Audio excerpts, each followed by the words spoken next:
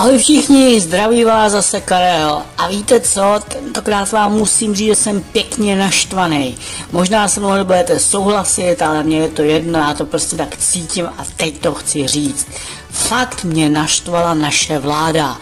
Pustila k nám do republiky sportovce z Ruska a z Běloruska. Chápete to? Pustila jsem sportovce ze zemí, kteří se buď přímo nebo nepřímo účastní napadení Ukrajiny. A já s tím prostě nesouhlasím. Hele, když zhruba před měsícem do republiky nebyly vpuštěny dvě ruský tenistky, které se chtěly zúčastnit turnaje v Praze, tak jsem tomu fakt tleskal a měl jsem z toho radost. Víte, co si myslím? Že prostě ruský sport, ať si o něm myslíme, co chceme, jde hodně na ruku ruskému režimu. Jo, tomu režimu, jehož armáda napadla Ukrajinu a dělá tam ve 21. století kousek od České republiky neskutečné věci. Hele, já chápu a moc chci věřit tomu, že v Rusku je hodně lidí, kteří jsou třeba fajn a mnozí z nich jsou možná i proti tomu, co Rusko dělá na Ukrajině. Jo, je to dost možný, ale prostě mají smůlu, že jejich stát napadl jiný stát. A protože sport v Rusku byl vždycky opravdu trošku výkladní skříně reklamou na samotný Rusko, tak jsem byl OK s tím, že prostě ruský sportovci nebudou moc soutěžit v jiných státech. Za daný situace jsem bral, že je v pořádku, že třeba ruský hokejisti nejsou na letošním mistrovství světa.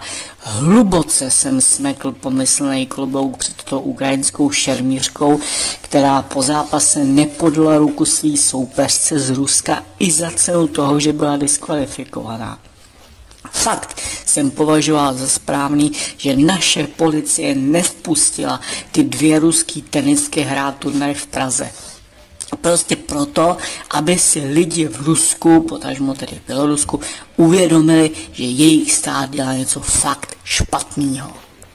A teď najednou po veškeré té pomoci České republiky Ukrajině najednou vláda rozhodne, že tu můžou hrát fotbalisti z Ruska a z Běloruska.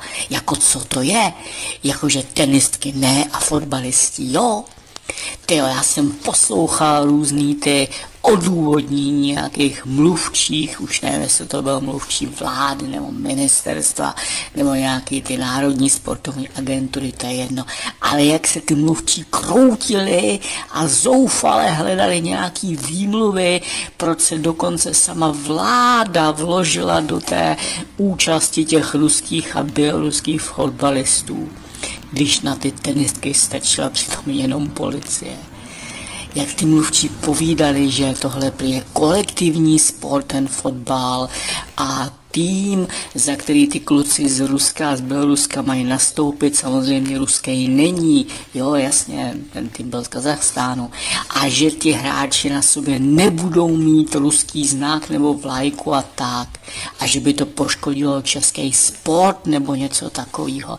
Nezlobte se na mě, ale s tím já prostě nemůžu souhlasit. Hele, víte, co se říká? Víte, co se říká, když něco nedává smysl? Když se stane něco, co člověk nečeká, co působí nelogicky a divně proti všem předpokladům a proti dosavadnímu způsobu a prostě proti očekávání. Tady snad existuje nějaká poučka, která zní nějak jako, když něco nedává smysl, sleduj cestu peněz. A v tom si myslím, že to je. Prostě to rozhodnutí padlo, protože by někde někomu mohl vzniknout nějaký finanční problém. A jedno kde a komu. Třeba to někdy vyplave na povrch. Já teda nevím, ale tohle se prostě nemělo stát. To je prostě špatný příklad, precedens, jak se odborně říká. Víte, já nejsem žádný sportovní fanoušek velký a už vůbec nejsem žádný velký sportovec, ale nesouhlasím, že se nemá míchat sport a politika, protože už jsou dávno smíchaný. A prostě pokud jedna země napadla druhou zemi, jako se to stalo, jako se to děje na Ukrajině a víceméně celý svět to odsoudil a dokonce byly uvaleny na Rusko nějaký sankce a tak by to měli pocítit i lidi v Rusku, i když, jak jsem říkal, možná s tím nemají nic společného nebo s tím třeba nesouhlasí. Jo, ano, je to, co říkám, je princip kolektivní viny. Jo, je. Ale bohužel lidi v Rusku musí vědět, že jejich stát dělá něco, co je špatně. A to, že třeba nebudou vpuštěni jejich sportovci soutěži do jiných zemí, je podle mě něco, na co by ty běžní ruský lidi mohli slyšet. Ten český tým včera, ten fotbal proti týmu, ve kterým byli ty vpuštění ruský a běloruský hráči, vyhrál 3-0. Ale se nám nikdo nezlobí, já z toho prostě nemůžu mít radost. Třeba proto, že naše vláda najednou obrátila o 180 stupňů oproti tomu, co dosud dělala, podle mě to dělala správně. A mě je z toho smutno. Tak ahoj, já už zase jdu. Váš Karel.